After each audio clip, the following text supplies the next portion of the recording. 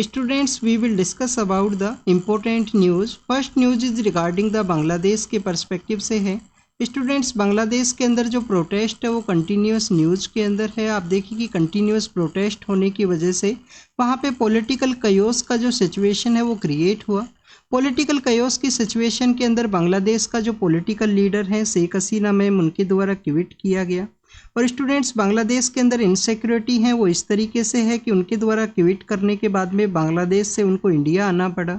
जो प्रोटेस्टर्स हैं उनके द्वारा पॉलिटिकल पार्टी के जो ऑफिस है उनके ऊपर अटैक किया गया।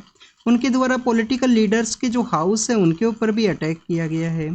स्टूडेंट्स, प्रोटेस्टर्स के द्वारा जो पॉलिटिकल लीडर के हाउस है उनके ऊपर अटैक किया गया। इस तरीके का जो सिचुएशन है हमने श्रीलंका के पर्सपेक्टिव से भी रीड किया था पिछले कुछ ईयर्स के अंदर में।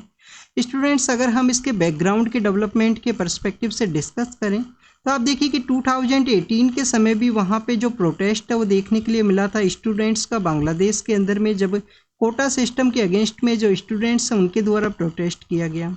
2024 के इनिशियल फेज़ के अंदर वहाँ पे जो इलेक्शंस है वो देखने के लिए मिले, जिसके अंदर बांग्लादेश का जो अपोजिशन का जो पॉलिटिकल पार्टी है उनके द्वारा इलेक्शन के अंदर जो पार्टिसिपेट है वो नहीं किया गया था। बट आप देखिए कि इलेक्शन के रिजल्ट के बाद में किसी भी तरीके का जो प्रोटेस्ट है वो नहीं देखने के लिए मिला था वहाँ पे। बट लेटर फेज़ के अंदर में बांग्लादेश का जो सुप्रीम कोर्ट है उसके हाई कोर्ट डिवीज़न के द्वारा एक 30% का जो रिजर्वेशन है उसको इंक्रीज किया गया। 30% का जो रिजर्वेशन है फ्रीडम फाइटर्स का जो फैमिली मेम्बर्स हैं उनको यहाँ पे ग्रांट किया गया।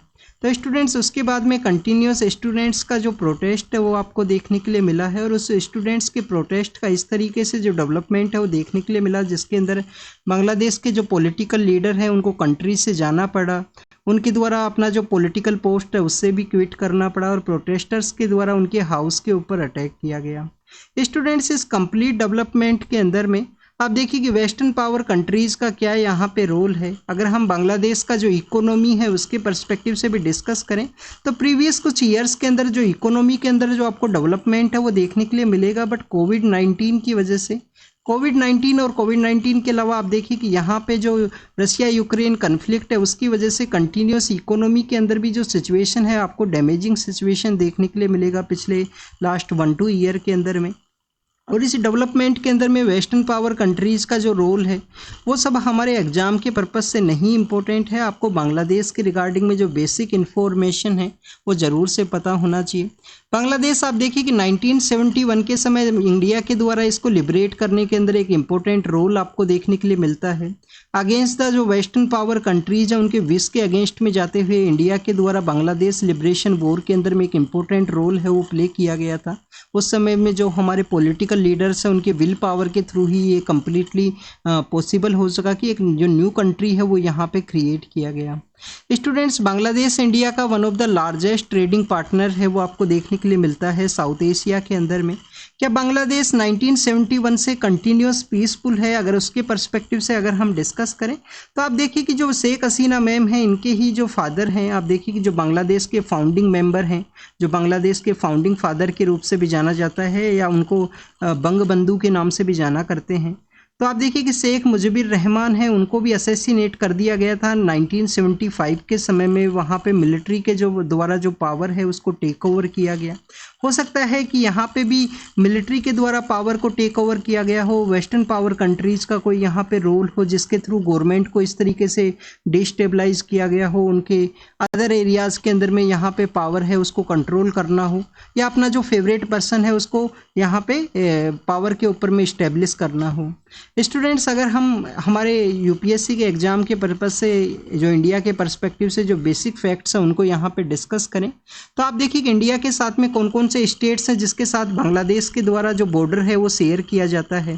तो आप देखिए कि इंडिया का जो आसाम स्टेट है, आसाम स्टेट के अलावा स्टूडेंट्स वेस्ट बंगाल है, वेस्ट बंगाल के अलावा आप देखिए कि नॉर्थ ईस्ट के कुछ स्टेट्स हैं, मिजोरम है, मेघालय है, त्रिपुरा है, जिसके साथ में जो बाउंड्री है वो शेयर की जाती है। मिजोरम है, मेघालय है और त्रिपुरा है, जिनके साथ में अपना जो बाउंड्री है वो बांग्लादेश के द्वारा शेयर किया जाता है।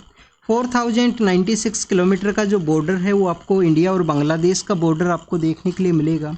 रिसेंटली कुछ डेवलपमेंट भी हैं जिसमें अखूरा अगरतला का जो रेलवे लिंक है खुलना से मोंगला का जो पोर्ट का जो लाइन है वो भी यहाँ पे डेवलप किया गया। मोंगला वहाँ पे एक पोर्ट है बांग्लादेश के अंदर में। और मैत्री जो सुपर थर्मल पावर प्लांट है वो भी इंडिया के द्वारा उस प्लांट को इस्टेब्लिश करने के बारे में डिस्कस किया गया था। एक फ्रेंडशिप पाइपलाइन है, गंगा वाटर ट्रीटी है, जिसको कि इंडिया और बांग्लादेश के द्वारा रिसेंटली जिसको साइन किया गया था। कुशियारा जो रिवर है उसका भी एक ट्रीटी है। और इसके अलावा आप देखिए कि संप्रीति नाम का जो एक्सरसाइज है उसके अंदर में इंडिया और बांग्लादेश के द्वारा जो हमारा डिफेंस फोर्सेज का जो एक्सरसाइज है उसको कैरी आउट किया जाता है। पिछले कुछ ईयर्स के अंदर में बांग्लादेश का जो गारमेंट सेक्टर है, आप देखिए कि जो टेक्सटाइल का जो सेक्टर है उसके अंदर में जो कंटिन्यूस प्रेजेंस है वो इंक्रीज हुआ था। बट आप देखिए कि इस तरीके से पॉलिटिकल अनस्टेबिलिटी जब क्रिएट होती है तो हर एक कंट्री का जो इकोनॉमिक सिचुएशन है उसके अंदर भी आपको डिटरेटिंग कंडीशन है कुछ समय के लिए देखने के लिए मिलेगा। तो हो सकता है कि इसका जो फर्दर डेवलपमेंट है वो किस तरीके से देखने के लिए मिले। इंडिया के लिए, इंडिया का जो नॉर्थ ईस्ट स्टेट्स हैं, जो नॉर्थ ईस्ट के जो स्टेट्स है उसके कनेक्टिविटी के पर्सपेक्टिव से भी बांग्लादेश का एक इम्पोर्टेंट रोल है। इसके अलावा म्यांमार से जो यहाँ पे रिफ्यूजी जो क्राइसिस है, म्यांमार से जो रोहिंग्या क्राइसिस है उसके अंदर भी बांग्लादेश का एक रोल था कि बांग्लादेश के वहाँ पे जो संप्रति आप देखिए कि गवर्नमेंट के, इंडियन गवर्नमेंट के द्वारा जो फाइनेंशियल असिस्टेंस है वो प्रोवाइड किया गया था। कॉक्स बाज़ार है जो ढाका के वहाँ पे सिचुएटेड है। भासन चियार आइलैंड है, आप देखिए कि जहाँ पे रोहिंग्या जो पर्सनस है उनको वहाँ पे इस्टेब्लिश किया गया था इंडिया का जो फाइनेंशियल सपोर्ट है उसके साथ में। तो एक स्टेबल बांग्लादेश है जो इंडिया का भी डिमांड है नॉर्थ ईस्ट स्टेट के साथ में कनेक्टिविटी के लिए। और आप देखिए कि इंडिया का नाइबरहुड है उसके अंदर में एक पीसफुल, एक स्टेबल जो कंट्री है वो गवर्नमेंट है वो होना यहाँ पे ज़रूरी है। नेक्स्ट अगर हम बात करें पेरिस ओलंपिक्स के पर्सपेक्टिव से है, हमारे जो रेसलर हैं उनको कुछ इंजरी है उसके बारे में यहाँ पे शो किया गया। एग्जाम के पर्पज़ से कुछ इम्पोर्टेंट है नहीं। नेक्स्ट अगर हम बात करें, आप देखिए कि दिल्ली के पर्सपेक्टिव से यहाँ पे डिस्कशन है। दिल्ली के अंदर में जो एलजी है उनके द्वारा 10 पर्सन है उनको आप देखिए कि म्यूनसिपल जो कॉरपोरेशन है उसके अंदर नॉमिनेट किया जा सकता है। एलजी को यहाँ पे स्टैट्यूटरी पावर है उसके रिगार्डिंग में सुप्रीम कोर्ट के द्वारा डिस्कस किया गया। ऐसे 10 पर्सन जिनको स्पेशल नॉलेज है म्यूनसिपल एडमिनिस्ट्रेशन के अंदर में, म्यूनसिपल जो वर्किंग सिस्टम है उसके रिगार्डिंग में स्पेशल नॉलेज है, उनको यहाँ पे नॉमिनेट किया जा सकता है एलजी के द्वारा। और आप देखिए कि हाई कोर्ट के द्वारा दिल्ली के जो सीएम है उनके अरेस्ट को यहाँ पे वैलिड माना गया है, उसको अपहोल्ड किया गया है। सीबीआई के इस अरेस्ट को बेसिकली चैलेंज किया गया था तो उसको हाई कोर्ट के द्वारा अपहोल्ड किया गया है। सीबीआई के बारे में आपको बेसिक इन्फॉर्मेशन ज़रूर से पता होना चाहिए कि संतानम कमेटी का जो रिकमेंडेशन है Delhi special police establishment act है जिसके थ्रू उसको कैसे उसको सेटअप किया गया। स्टूडेंट्स, बांधवगढ़ जो कहाँ पे है मध्य प्रदेश के अंदर में, और शहडोल का जो यहाँ पे फॉरेस्ट रेंज का जो एरिया है, आप देखिए कि वहाँ पे जो टाइगर्स हैं उनकी कुछ डेथ का जो न्यूज़ है वो सामने आया था। तो एनटीसीए के द्वारा एक एसआईटी है, NTCA national tiger conservation authority, उनके द्वारा एसआईटी है उसको कॉन्स्टिट्यूट किया गया जिनके द्वारा एग्जामिन किया जाएगा कि क्या यहाँ पे मेन रीजन्स हैं। मध्य प्रदेश के अंदर अगर हम टाइगर रिजर्व्स के पर्सपेक्टिव से डिस्कस करें तो 7 आपको जो टाइगर रिजर्व है वो मध्य प्रदेश के अंदर देखने के लिए मिलेंगे। आप देखिए एक तो रिसेंटली जो टाइगर रिजर्व है वो वहाँ पे रिकॉग्नाइज किया गया है एनटीसीए के द्वारा। एनटीसीए के पर्सपेक्टिव से अगर हम डिस्कस करें 2006 के समय वाइल्ड लाइफ प्रोटेक्शन एक्ट को अमेंड करते हुए इसको क्रिएट किया गया था national tiger conservation authority. Tiger के रिगार्डिंग में जो यहाँ पे टाइगर रिजर्व को आइडेंटिफाई करना हो, उनका कंजर्वेशन को किस तरीके से कैरी आउट करना हो, सभी का जो रिस्पॉन्सिबिलिटी है आपको एनटीसीए के थ्रू ही देखने के लिए मिलेगा। प्रोजेक्ट टाइगर के बारे में अगर हम डिस्कस करें तो 1973 के समय प्रोजेक्ट टाइगर है उसको इनिशिएट किया गया था इंडियन गवर्नमेंट के द्वारा। और वन ऑफ द सक्सेसफुल, आप देखिए कि वाइल्ड लाइफ सेक्टर के अंदर में सक्सेसफुल प्रोजेक्ट है वो आपको प्रोजेक्ट टाइगर देखने के लिए मिलेगा, जिसका जो पॉपुलेशन है वो भी इंक्रीज हुआ है, जो रेंज एरिया है वो भी यहाँ पे इंक्रीज हुआ है, प्रोटेक्टेड एरिया भी यहाँ पे इंक्रीज हुआ। स्टूडेंट्स, ये फोटो के अंदर में जो शो किया गया है इस मोन्यूमेंट का नाम है जंतर मंतर, जो कि आपको दिल्ली के अंदर में जब भी आप प्रोटेस्ट के बारे में रीड करते हो, दिल्ली के अंदर जब भी आप प्रोटेस्ट के बारे में रीड करते हो तो जंतर मंतर का जो एरिया है वहाँ पे आपको जो प्रोटेस्ट है वो देखने के लिए मिलता है।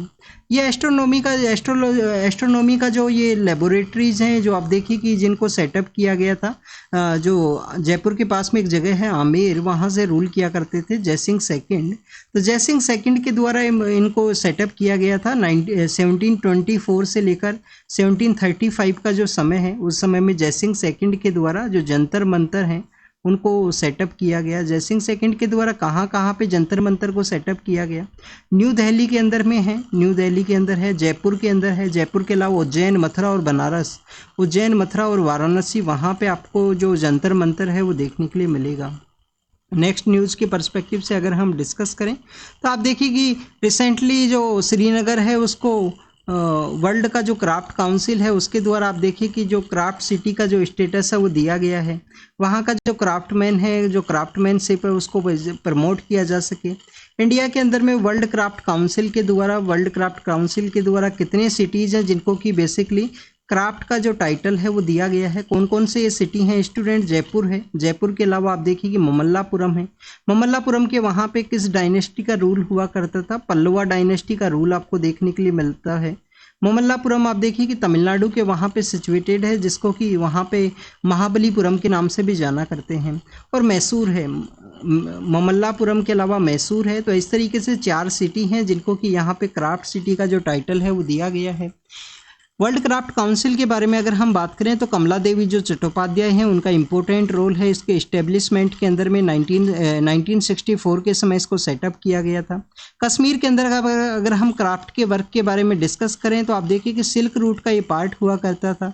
वहाँ पे समय समय के साथ में आपको जो डिफरेंट काइंड ऑफ क्राफ्ट है वो देखने के लिए मिलता है कश्मीर के वहाँ पे। नेक्स्ट अगर हम बात करें आप देखिए कि ब्रेन ईटिंग जो अमीबा है उसका जो केसेज हैं वो सामने आए हैं केरल के वहाँ पे।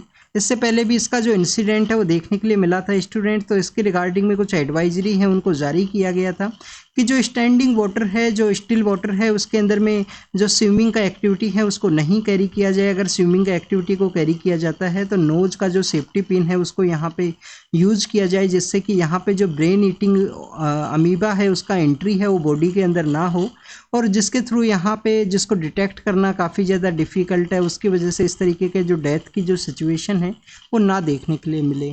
नेक्स्ट अगर हम बात करें आप देखिए कि जो स्टेट गवर्नमेंट है, कुछ स्टेट गवर्नमेंट्स के द्वारा एल्कोहल का जो हाउस का जो डिलीवरी सिस्टम है, जिस तरीके से हमारे यहाँ पे जो डिफरेंट काइंड ऑफ प्लेटफॉर्म है, जोमेटो है, स्विगी है, जिसके थ्रू जो डिलीवरी का जो कॉन्सेप्ट स्टार्ट हुआ है, इसी तरीके से अल्कोहल का भी जो ऑन डोर स्टेप डिलीवरी है उसको स्टार्ट किया जाए। उसके बिहाइंड के रीज़न क्या है? आप देखिए कि अल्कोहल का जो कंजप्शन है इंडिया के अंदर आपको काफ़ी हाई देखने के लिए मिलेगा। 3 लाख पर ईयर आपको जो डेथ है वो भी अल्कोहल का जो इम्पैक्ट है उसकी वजह से देखने के लिए मिलता है। और रिवेन्यू का जो जनरेशन है उसके लिए काफ़ी ज़्यादा इंपॉर्टेंट है। रिवेन्यू आप देखिए कि अल्कोहल के रिगार्डिंग में जनरेट होता है।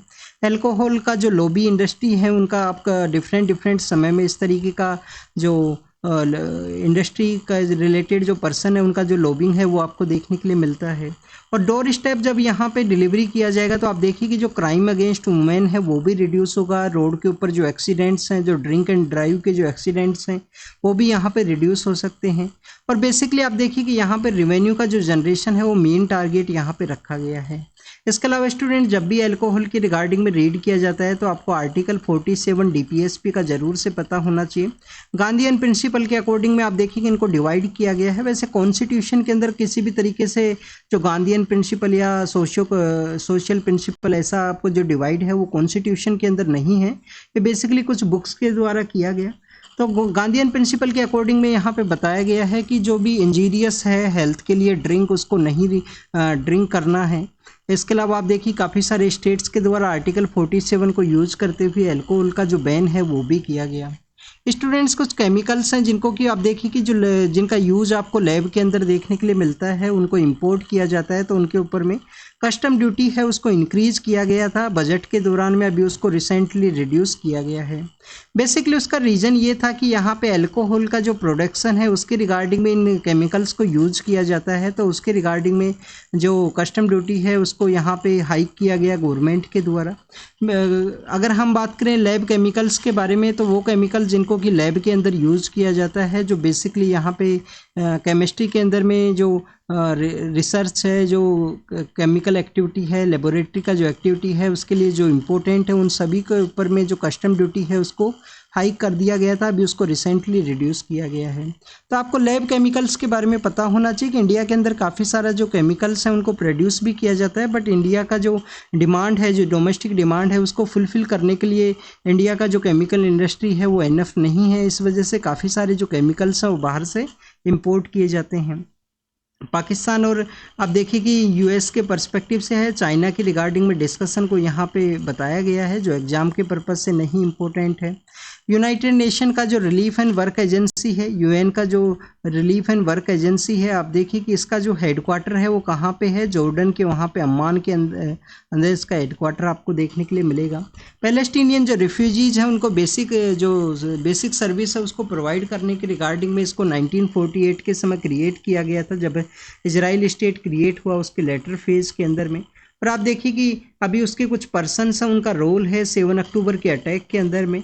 टर्की के द्वारा इंस्टाग्राम को आप देखिए कि बैन किया गया है जो कुछ दिनों की रिगार्डिंग में। यहाँ पे बेसिकली टर्की के द्वारा कहा गया कि ये जो यूएस का जो सोशल मीडिया प्लेटफॉर्म्स हैं उनके द्वारा जो यहाँ पे उनका जो सोर्निटी है उसको वायलेट किया जाता है। और बांग्लादेश के रिगार्डिंग में यहाँ पे डिस्कशन है, जिस तरीके से स्टूडेंट्स का जो प्रोटेस्ट है उसकी वजह से आप देखिए कि कंटिन्यूस जो पॉलिटिकल पावर है उसको अपना जो रिजाइन है वो करना पड़ा, उसके बारे में यहाँ पे डिस्कशन है। तो this is all the information related to the today's newspaper. आप इसको रीड कीजिए, रिवाइज कीजिए, जो भी इन्फॉर्मेशन आपको मिला हो उसको नोट डाउन कीजिए। Thank you students, thank you very much.